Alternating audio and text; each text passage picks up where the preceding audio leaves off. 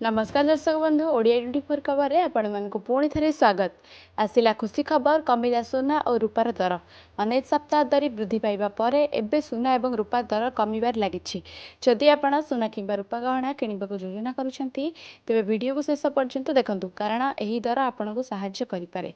तेबे आसंतु जानिबा कोन रहिछि दर बास्ता पूर्व वीडियो को लाइक करिपा सहित आगु को एपरि वीडियो देखा चाहूले सब्सक्राइब करी पाखे बेल आइकन उपर क्लिक कर दियंतु। आज हेउछि 15 मार्च 2026 तो भारतीय बजार रे केते रहिछि 24 कैरेट सोनार मूल्य और 22 कैरेट सोनार मूल्य आसंतु जानिबा।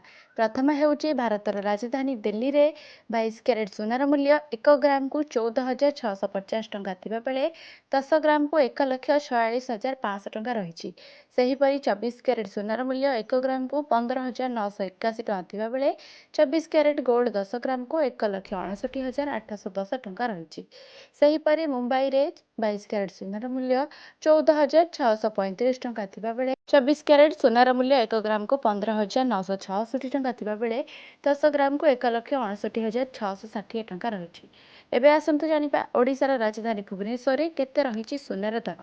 भुवनेश्वर रे 22 कैरेट सोनार मूल्य 1 ग्राम को 14,730 टंका थिबा बेले 10 ग्राम को 1,47,300 टंका रहिछि।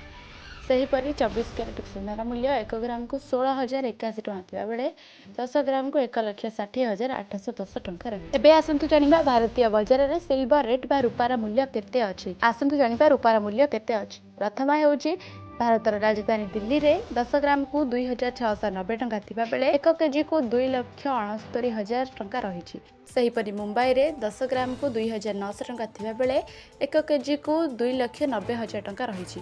सेहीपरि ओडिशार राजधानी भुवनेश्वर कथा कहबा भुवनेश्वर रे 10 ग्राम को 2,900 टंका थिबा बेले 1 केजी रूपार मूल्य 2,90,000 टंका रहिछि।